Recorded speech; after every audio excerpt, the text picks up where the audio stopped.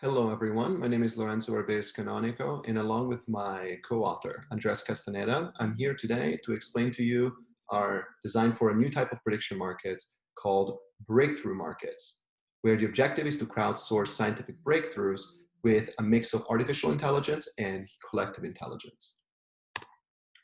So as an overview of the project and the abstract, as opposed to replication markets, which seek to validate prior research, breakthrough markets seek to combine the expertise of all scientists and researchers to identify opportunities for interdisciplinary breakthroughs by crowdsourcing a Bayesian network for scientific domains to a prediction market that merges human intelligence with artificial intelligence. First, let's discuss the challenge that we're experiencing as a research and scientific community. First, we're facing a replication crisis. Between a half and 2/3 of over 100 experiments in high-ranking psychology journals failed to show the original findings once attempted to be replicated, which is problematic. But beyond even the replication crisis, even in other fields that are faced less with the problem, we're still experiencing a lot of stagnation. For example, basic research by corporate scientists fell by 60% from 1980 to 2006. And the patent registration rate was actually higher in 1966 than it was in 1993. But the much larger problem that we would face, even if we did not have a replication crisis or we were not experiencing scientific stagnation, would be something that's fundamentally true about the nature of all endeavor in human investment, which is the law of diminishing returns. Specifically, we're experiencing diminishing returns on research capital past a certain stage of scientific development. For example, despite Moore's law, the number of researchers required in order to double chip density today is more than 18 times the number who were needed in the early 1970s. Once we move past a certain stage of scientific development, just throwing more resources at a problem doesn't actually get us that much farther along, which is why the three types of crises that we're experiencing today as a scientific community require us to question the very process that we use to generate hypotheses and figure out what to do next. And breakthrough markets is what I would advocate is going to be the solution to these three problems.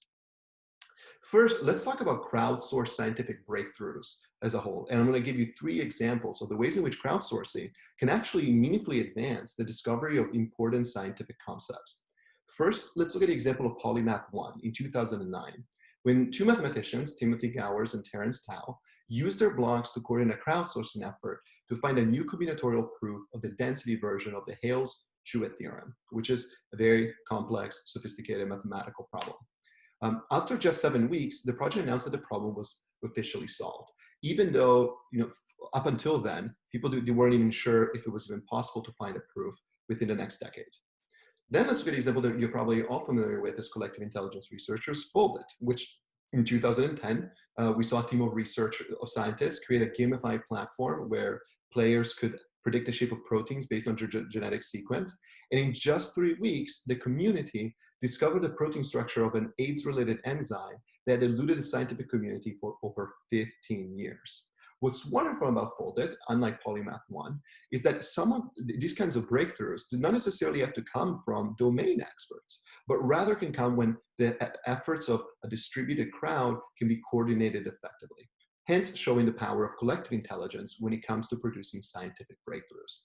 But the third example that's a little more recent is the malaria game. A team of cell biologists created a video game where players had to identify the malaria species based on the scans of infected cells that were showing on the screen.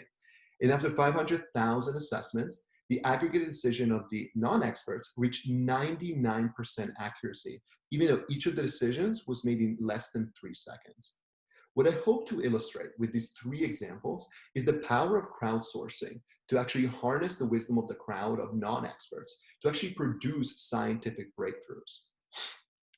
Next, let's talk about crowdsourcing in the context of prediction markets, because one way in which we can interpret prediction markets is through, we can interpret them as collective intelligence mechanisms that elicit crowd forecasts from their participants. Therefore, prediction markets can actually be a form of crowdsourcing where we actually have a contest for who has the best estimate for a particular problem.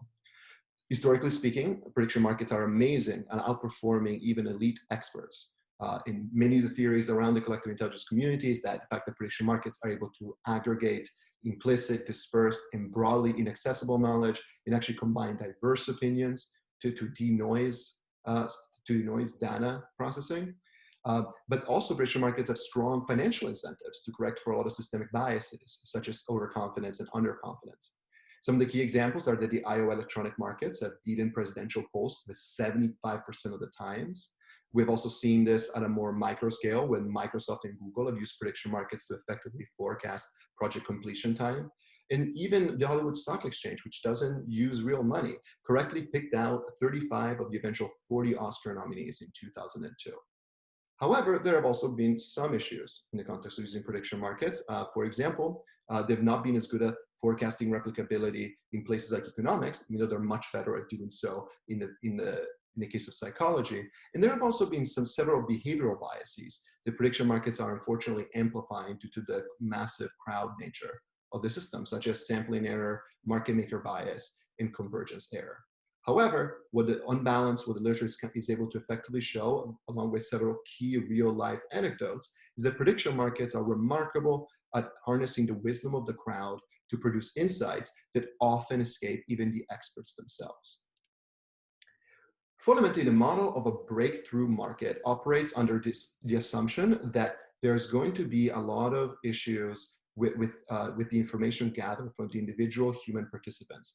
And the best way to actually improve the data that's being analyzed by the prediction markets is by leveraging artificial intelligence, specifically by including AI in two separate roles. First is a participant alongside the humans. There's prior literature actually identifying how the use of just simple randomized trading bots forces the human participants to refine their understanding of the probabilities of the estimates that they're making. So not only can we just add trading bots to improve the statistical estimates of the humans in a prediction market, but we go one step further with the design for breakthrough markets. And we specifically make the data generated, the trading patterns generated by the prediction market, the input to artificial intelligence, so that in a way, the collective intelligence of the prediction market can become the input of the artificial intelligence, so that, in this case, a neural network can more effectively calibrate the estimates being made by the prediction market, specifically, for example, by identifying when bubbles start to form.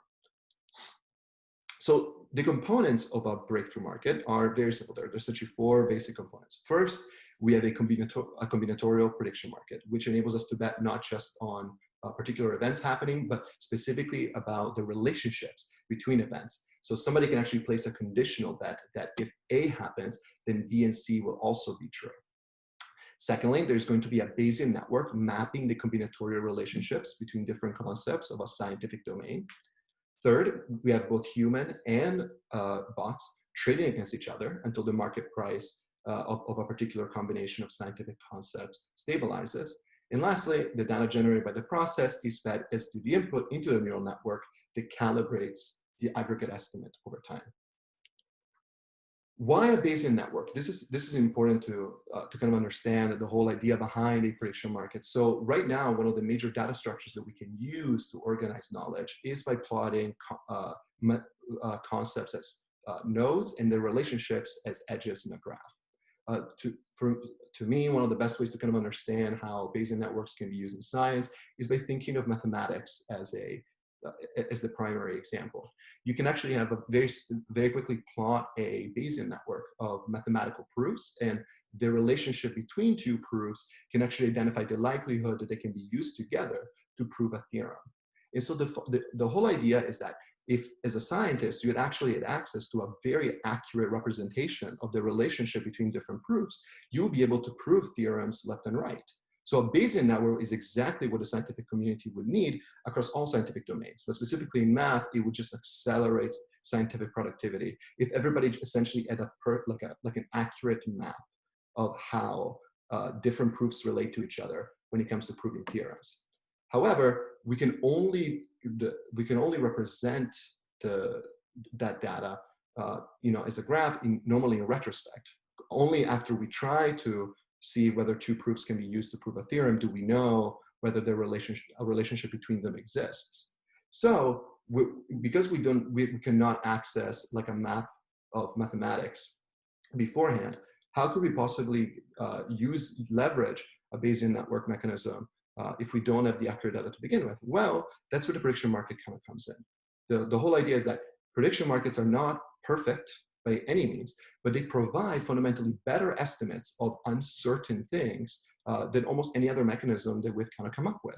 So that you can actually potentially use a prediction market to crowdsource the probabilistic estimates that would be represented, as the weights and the thickness, right, of the edges between two mathematical proofs. So for example, in the example that you see right here, I made the lines, the edges between the nodes in the network thicker if the likelihood of the connection between the two proofs would be higher. And that's exactly what breakthrough markets would enable scientists to do. It would enable them to bet on the combinatorial relationship between different mathematical proofs so that we can actually generate not necessarily a perfect picture of the relationship between proofs and theorems, but rather the most reliable estimate forecasting the ability for proofs to interact with each other to end up proving a theorem, thereby generating basically a ranked list that prioritizes what the market estimates to be the strongest likelihood, the most important relationship between proofs. So in this case, the two thickest relationships that we see between proofs are between proof A and B and between proof D and F, which is what, like what a breakthrough markets will be able to output, and it's what would lead scientists to test A and B and D and F. It would essentially be able to identify that as the two major hypotheses that we should be prioritizing when testing.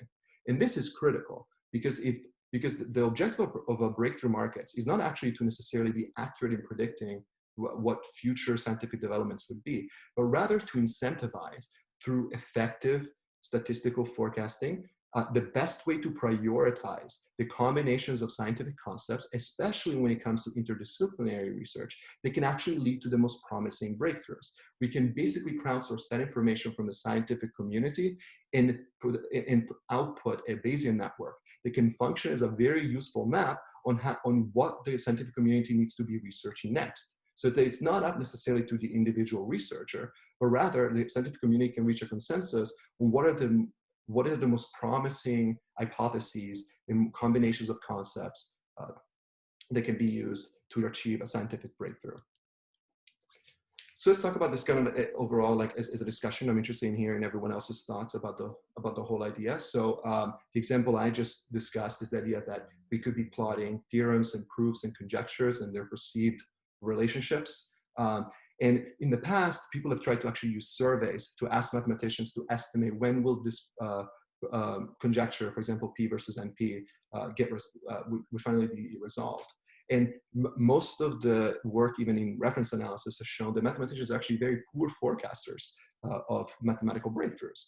Instead, though, through a prediction market, the structure itself, as well as the fact that the artificial intelligence can actually advance and enhance the collective intelligence of the prediction market, can actually output much better predictions and much better forecasts about which concepts are worth delving into, thereby solving the problem that once we're past a certain level of the scientific frontier, we would need like an insane amount of scientists being coordinated all at once to achieve a particular breakthrough. We can identify the most promising avenues through those breakthroughs by using the data that's generated by the prediction market.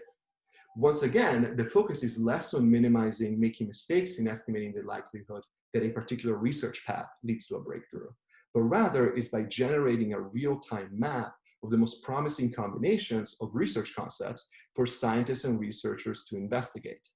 Again, ideally, this hybrid prediction market uses human and artificial intelligence to create a ranked list of the most promising combinations of scientific concepts and results, which should accelerate the formation of interdisciplinary teams, whose efforts in turn are directed at research whose results would lead to the biggest update in the Bayesian network. Because again, the prediction market financially incentivizes the teams to try to test the concepts that would lead to the biggest price change so that they would profit the most. So that's it. That's kind of like hopefully enough of an intro to like the concept of a breakthrough market. Once again, Humans trade alongside bots, which has been shown to increase the collective intelligence of a prediction market. And the data is fed into a neural network so they can be calibrated. And in the process, we end up generating a map through a Bayesian network that can actually identify the most promising research paths that can lead to a breakthrough.